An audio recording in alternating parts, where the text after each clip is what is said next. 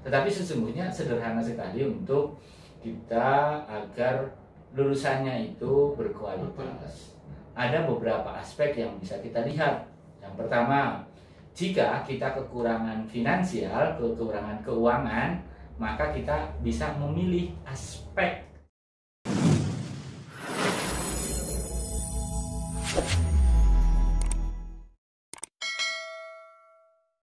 Saya Zulkifli ingin bertanya tentang bagaimana sih ketika kita itu membuat lembaga pendidikan, suatu lembaga pendidikan, tetapi lembaga pendidikan itu serba terbatas seperti itu. Nah, bagaimana ketika kita itu nggak punya uang untuk lembaga pendidikan seperti itu, tetapi bisa nggak sih lulusannya itu outputnya itu bisa berkualitas seperti itu? Oke, terima kasih Ustaz Zulkifli. Jadi kalau bicara pendidikan kita harus santai kan? Jangan tegang-tegang. Oke. Begini, banyak dari kita selalu bicara tentang finansial ketika mau mendirikan lembaga pendidikan. Padahal sesungguhnya mendirikan lembaga pendidikan itu banyak aspeknya. Jadi pendidikan kita itu banyak sisi-sisi lemahnya sebenarnya gitu. Sisi lemah mana yang bisa ditutup oleh kita sehingga tadi yang disampaikan outputnya bisa bagus, prosesnya bagus, output bagus kan harapannya. Kalau menggunakan teorinya marketing di manajemen, kita kan nggak mungkin kuat, produknya harus bagus, fasilitasnya bagus, lokasi strategis, pembayarannya murah, itu kan sulit sekali dengan teori seperti itu. Dengan teori seperti itu, dengan marketing mix dalam bahasa ekonominya itu. Tetapi sesungguhnya sederhana sekali untuk kita agar lulusannya itu berkualitas. Ada beberapa aspek yang bisa kita lihat. Yang pertama, jika kita kekurangan finansial, kekurangan keuangan, maka kita bisa memilih aspek. Satu, disiplin. Orang Indonesia kan terkenal dengan kedisiplinannya. Buatlah lembaga pendidikan itu yang berdisiplin tinggi. Mungkin nanti kendalanya siswanya nggak mau, tapi orang tua pasti mendukung. Nah, pendekatan kita kepada orang tua bahwa disiplin itu penting dalam aspek apapun. Tidak ada dalam ajaran agama, dalam ajaran kedisiplinan di perkantoran dimanapun yang namanya disiplin itu tidak baik. Disiplin itu selalu baik. Ya, tapi kan banyak kita tinggalkan. Nah ini, jadi kita bisa mengambil titik fokus untuk mendisiplinkan siswa. Biayanya besar atau kecil? Kecil sekali kan. Nah hanya kita semuanya butuh komitmen. Komitmen dari penyelenggara pendidikannya, komitmen dari para gurunya, komitmen dari walinya, dan komitmen siswa. Sederhana kan? Sederhananya, sesederhana kita tersenyum. Itu teorinya, prakteknya nanti akan memunculkan persoalanmu dan itu saya yakin bisa diselesaikan. Itu. Jadi kalau kita ingin membuat lembaga pendidikan yang bagus, yang pertama berarti harus membangun disiplin. Nah, itu sederhana. Selain disiplin itu apa lagi Bang? Ya. Oke. Ya, yang selanjutnya bisa juga penggunaan keunggulan pada bahasa. Nah, hanya lem 1 bisa digunakan kalau SD 6 kelas gitu kan. Kalau SMP buat 3 kelas hanya dengan lem 1.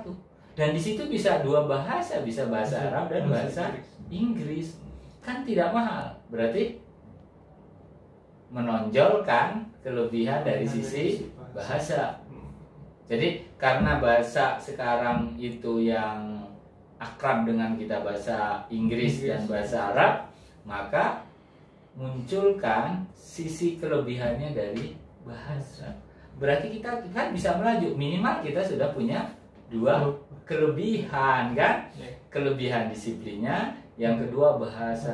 Apa sih sekarang yang tidak menggunakan bahasa Inggris? Ya kan? Iya. Jadi apa yang kalau ingin maju, tapi kalau sekedar menjadi follower aja, kita pakai bahasa Indonesia nggak apa, karena kemudian nanti petunjuknya ada bahasa Indonesianya. Tapi kita tidak menjadi orang yang pertama mengetahui informasi tentang perkembangan teknologi dan ilmu pengetahuan. Kalau ingin menjadi orang yang lebih awal memahami teknologi dan ilmu pengetahuan, maka penguasaan bahasa itu penting. Jadi sederhana sekali sebenarnya, dengan dua aspek itu aja sebuah lembaga pendidikan itu bisa berkualitas outputnya. Hanya kemudian kita tidak pernah konsentrasi pada sisi kualitas. Kita lebih bicara tentang finansial, bagaimana mendapatkan, dalam bahasa Arab syai'un sesuatu atau uang, gitu kan? Ini yang kemudian mengganggu pikiran semuanya. Nah itu, jadi titik unggul 2 saja sudah cukup. Nah nanti kalau sudah bahasanya bagus, disiplinnya bagus, bisa dikembangkan ke aspek yang ketiga yang dari sisi finansial terjangkau. Salah satunya apa? Kebutuhan akan komputer, ya kan? Ya buat aja laboratorium komputer. Harganya berapa sih? Kan nggak terlalu mahal untuk sebuah lembaga. Maksudnya kalau perorangan mungkin berat, tapi kalau lembaga tidak. Jadi nanti bisa sesuai dengan kebutuhan, tapi 2 aspek itu dulu aja pegang. Insya Allah nanti akan lembaga pendidikannya akan cepat berkembang dengan satu syarat, konsisten dan komitmen. Disiplin dan bahasa, kemampuan bahasa. Nanti kedepannya enggak, karena ini SMA maka yang dibutuhkan adalah matematika.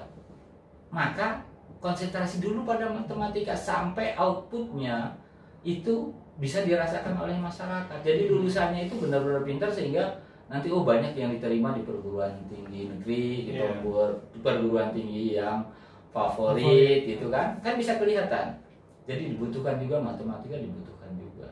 Ini dari sisi keunggulan.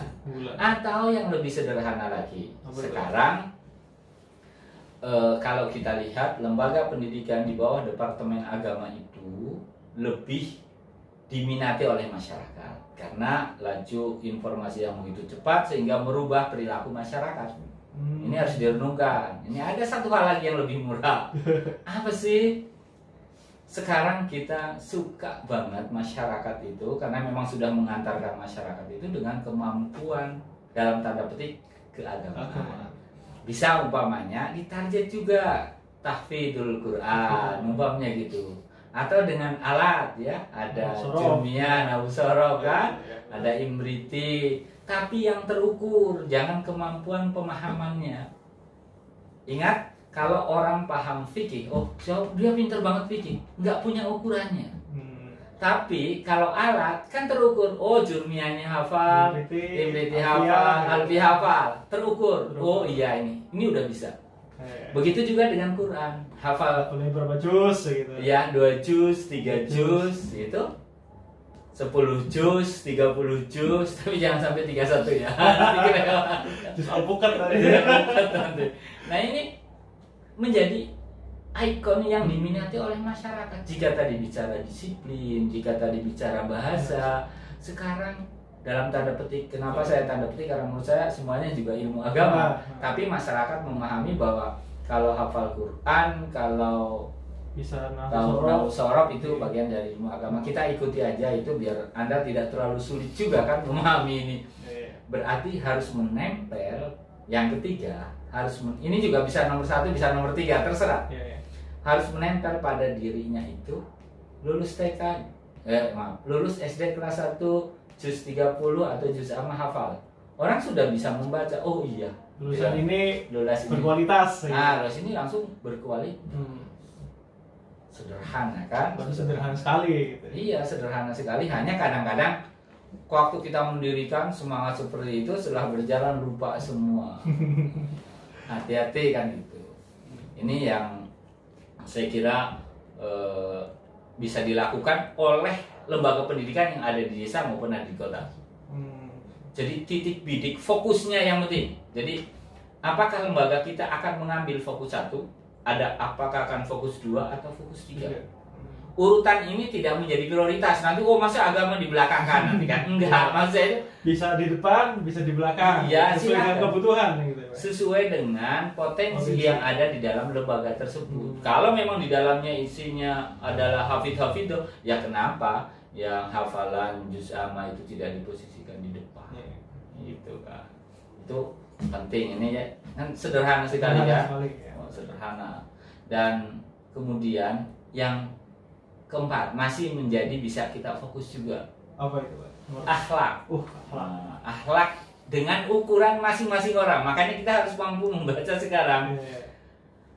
Akhlak itu bisa jadi adalah ketika seseorang itu aktif menjalankan sholat 5 waktu. Anaknya tadinya tidak sholat menjadi sholat. Bisa akhlak itu akhlak dengan Allah. Bisa juga akhlak dengan manusia. Tadinya tidak manut dengan orang tua menjadi taat dan manut kepada orang tua. Ya kan? Jadi anak saya itu dulu. Saya itu pernah dengar cerita begini. Kuliah ke sebuah perguruan tinggi yang berubah, tahu nggak? Tadinya hanya dia itu nggak mau tanya, kalau lewat udah lewat aja. Setelah kuliah dia ngomong permisi Pak, gitu kan? Itu belum dungkuk loh ya. Ini baru ngomong permisi. Loh, saya dengar omongan orang itu, ternyata perguruan tinggi bisa merubah seseorang akhlaknya ya, gitu loh. Baru permisi toh. Iya. Jadi memang kejelian pengelola lembaga pendidikan itu terhadap perilaku masyarakat dibutuhkan sekali. Nah ini saya lihat sebenarnya kan cukup sederhana, tapi kadang-kadang kita kan muluk-muluk IPA, IPS, matematika, bahasa Inggris itu harus bagus semua, akhirnya dikejar semua malah ketinggalan semua. Itu belum lagi nanti kalau sekolah kejuruan ada keterampilan kan, ada skill gitu kan. Ada pendidikan vokasi gitu kan, macam-macam. Kita selalu tertinggal. Karena apa? Kita tidak pernah fokus. Jadi tadi menyelesaikan persoalan pendidikan di pedesaan yang terbatas dengan segala macam kekurangannya itu adalah dengan cara fokus mengambil inti dari apa yang akan dilakukan oleh lembaga tersebut. Jadi apa sih nilai lebih? Jadi nilai lebih kan banyak dan nanti bisa dikembangkan terus seperti itu. Punya enggak nilai lebih? Tapi ya ingat, karena ini ilmu marketing, kita harus tahu language dari masyarakat. Iya. Bagaimana sih bahasa tubuh mereka, apa sih yang diinginkan? Kan kita bisa tahu, makanya kemudian ada survei, ada penelitian, silahkan dilakukan. Arahnya kemana? Keinginan masyarakat apa? Kalau keinginan masyarakat kota hari ini kan bagaimana ketika punya anak kecil, dari berangkat dia sekolah sampai pulang kerja itu masih di lembaga pendidikan. Itu kan keinginannya gitu. Itulah kecenderungan masyarakat.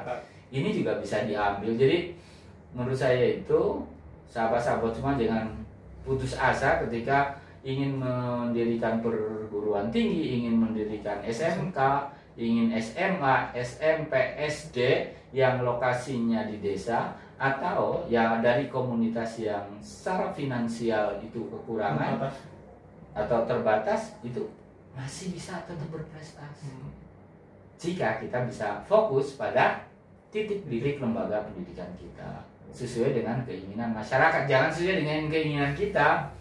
Kalau sesuai dengan keinginan kita, nanti masyarakatnya ke utara, kitanya ke selatan. Jadi kemampuan itu. Kemudian kemampuan membaca masa depan. Jadi cari dari seluruh aspek ya titik bidik kita yang memiliki anggaran atau biaya rendah tetapi masyarakat membutuhkan. Dan kan tidak semua lembaga pendidikan terus wis pinter banget, akhlaknya baik, itu kan enggak. Kemudian kreatif, inovatif itu kan ada dalam dongeng. Dalam realitas kan semuanya kemampuan memaksimalkan individu.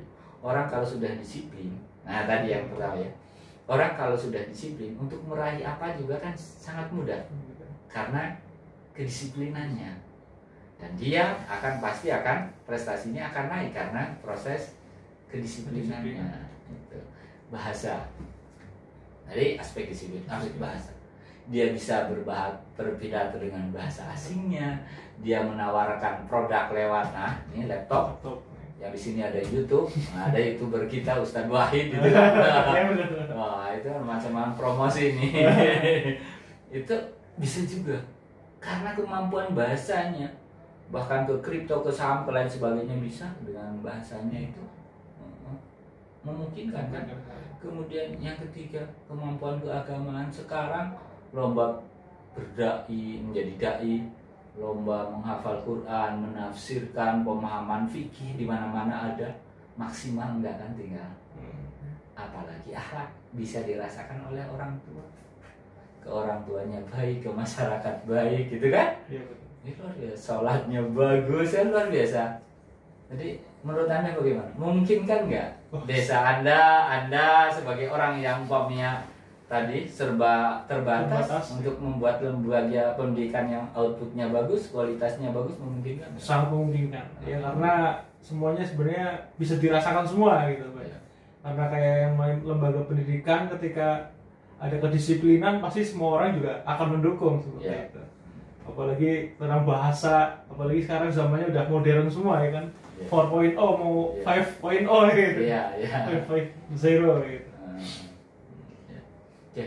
Ini yang kemudian silakan sahabat-sahabat semua menganalisis betul sebelum bertindak, atau jika lembaga pendidikan sudah ada, bagaimana merevisi langkah-langkah strategi ke depan yang lebih baik.